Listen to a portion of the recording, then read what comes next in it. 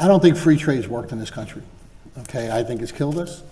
I don't think our attempt at fair trade has helped.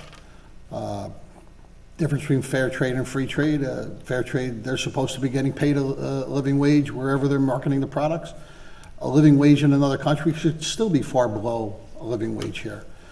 That's why I advocate a balanced, zero trade deficit legislation.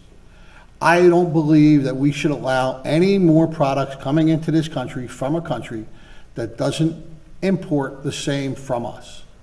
And if they have no need to import the same dollar amount from us, then they could turn around and buy credits from another country and have them import on their behalf.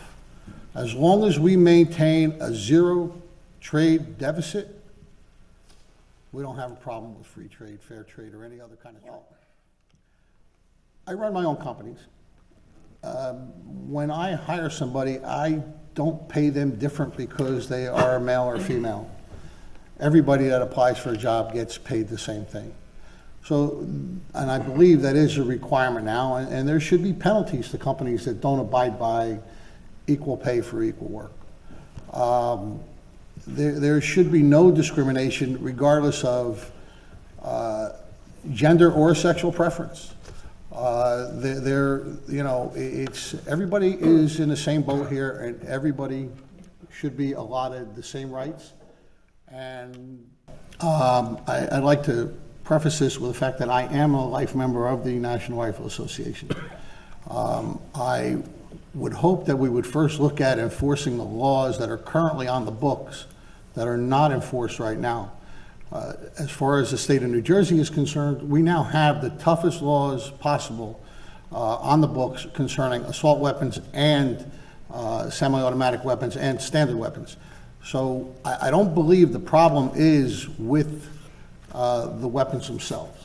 I would support a federal energy agency which would, sole responsibility would be to develop clean energy resources and wholesale that energy to our energy companies, okay? And that in and of itself would help affect climate change. I'd like to say that I'm doing this not for me, I'm doing this for us and for you.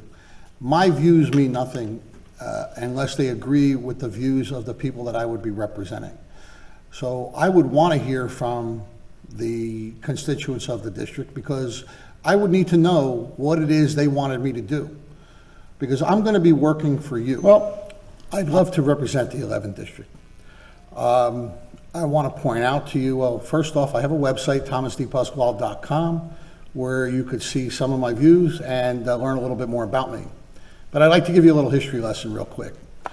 Rodney Fleehenheiser was born in 1946, which would make him roughly 70 years old. Rodney has been your representative since 1995. He is purported to have a net worth of $45,402,595.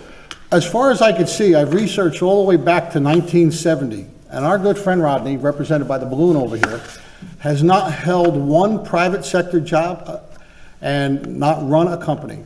This is the man that represents you, okay? This man makes decisions for you, and if he makes the wrong decision, $45,402,000, I don't believe he feels any pain. He has worked only in the public sector his whole life. He's worth $45 million. I'll let that speak for itself. And I would ask you to please think twice before you vote, and don't be afraid to leave the line. You notice that the line is well represented here.